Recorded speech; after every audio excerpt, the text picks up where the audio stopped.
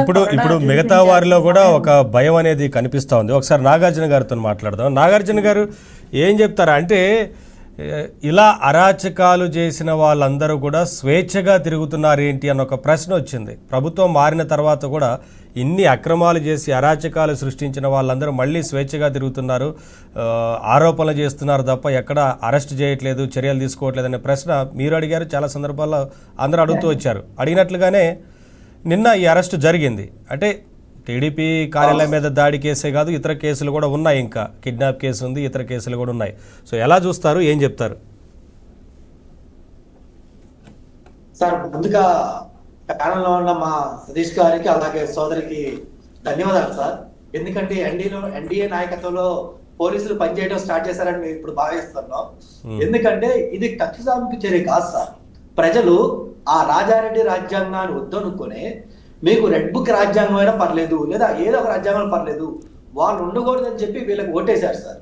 So వీళ్ళకి ఓటేసినప్పుడు ఏంటంటే, ఇప్పుడు వైసీపీ వాళ్ళు వీళ్ళని టార్గెట్ చేస్తా చాలా అంటారు సార్. వైసీపీ మాటలు మీరు పట్టించుకోవద్దు.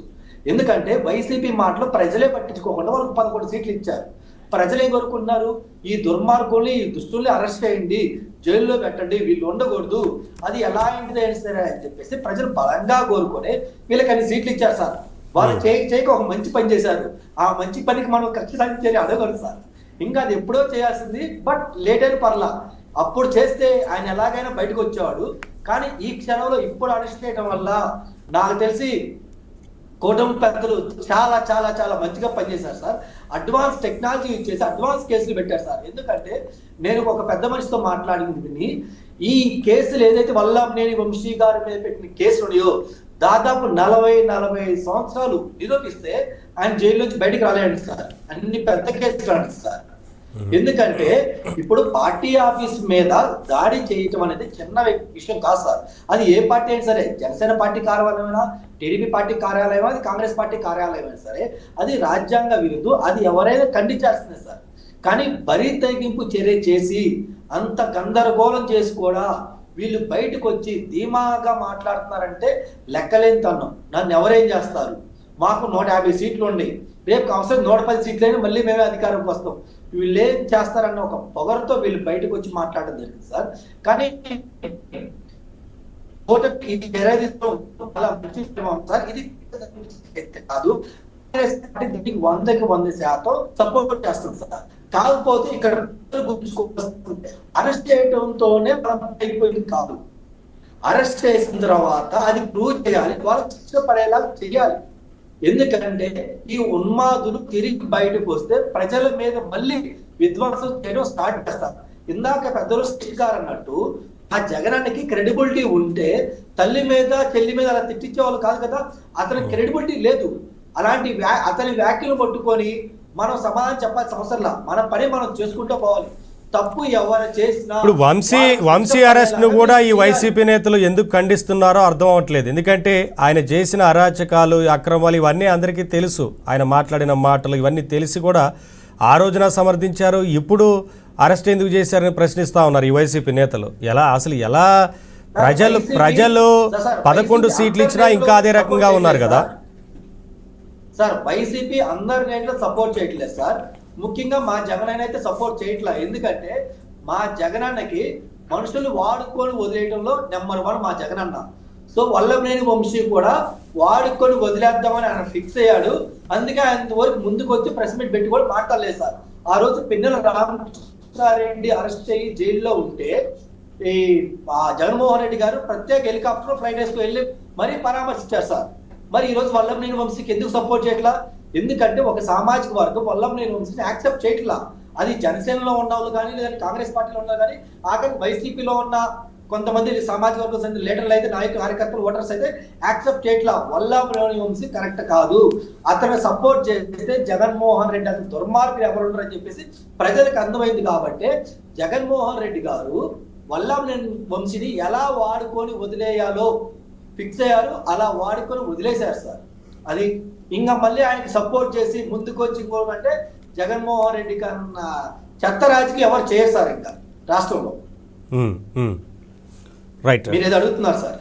అదే అడుగుతున్నాను, అంటే ఇప్పటికీ కూడా ఈ అరెస్టుని ఆ పార్టీ నేతలు వైసీపీకి సంబంధించిన వారు ఎందుకు ఖండిస్తున్నారు? ఆయన చేసిన అరాచకాల గురించి అన్నిటి గురించి తెలుసు కదా, 11 సీట్లు ఇచ్చినప్పటికీ వైఖరిలో మార్పు రావట్లేదు ఏంటి అనేది. ఎందుకంటే ఇంకా వల్లభనేని వంశీ లాంటి వారికి సపోర్ట్ చేస్తే వారి పార్టీకే నష్టం అన్న విషయం కూడా అర్థం చేసుకోవాలి కదా.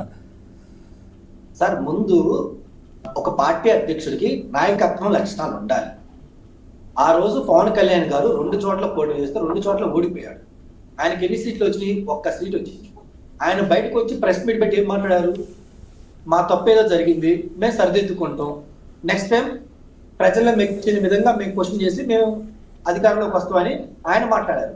అలాగే నారా చంద్రబాబు నాయుడు గారు కూడా ఏదో మా సైడ్ ఏదో తప్పు ఉంది కాబట్టి ప్రజలు మమ్మల్ని దూరం పెట్టారు, మేము ఆ తప్పుని సర్దిద్దుకొని ప్రజల్లో స్ట్రాంగ్ వెళ్ళి మేము మళ్ళీ అధికారం రావడానికి ప్రజలు సేవ చేయడానికి మా వంతు మా చేసిన తప్పు సర్దిద్దుకొని బయటకు వస్తాం, మళ్ళీ గవర్నమెంట్లోకి వస్తామని చెప్పి వాళ్ళు ప్రెస్ మీట్ పెట్టారు. మరి మా జగనాన్ని ప్రెస్ మీట్ ఏం పెట్టారంటే, నేను ఎంతో చేశాను ప్రజలకి, కానీ ప్రజలు నాకు ఎందుకు మంచి చేయలేకపోతున్నారు, ప్రజలు ఎందుకు రాను దూరం పెట్టారు, ఆ అక్కా చెల్లెమ్మల ప్రేమలు ఏమైపోయాయి, అమ్మా తాత ఆప్యాయతలు ఏమైపోయాయి, నేను మంచిగా డబ్బులు ఏమైపోయాయి, నేను ప్రెస్ మీట్ పెడుతున్నారు సార్. వాళ్ళు కాదండి, వాళ్ళ ఇంట్లో వాళ్ళే ఏమైపోయారు సార్. మా విజయం గారు కూడా ఓటేలేదు సార్. మేము బహిరంగంగా చెప్తున్నాం. విజయమ్మ గారు లేదు ఏయొద్దని కూడా చెప్పారు.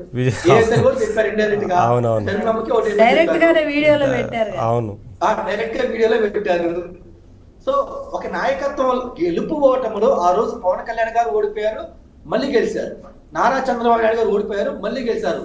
నాకు తెలిసి కూటమిలోని పెద్ద వ్యక్తులకి వీళ్ళ జీవితం ఇలాంటి మెజారిటీ ఎప్పుడు రాస్తారు.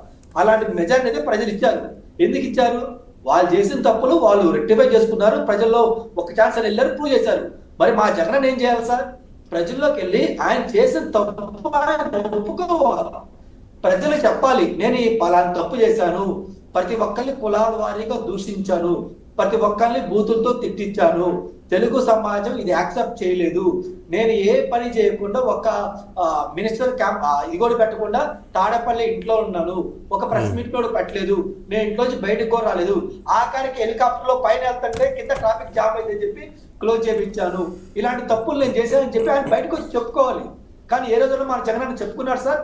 అది సార్, అది మా జగన్ క్రెడిబిలిటీ. కాబట్టి సార్ రేపు 20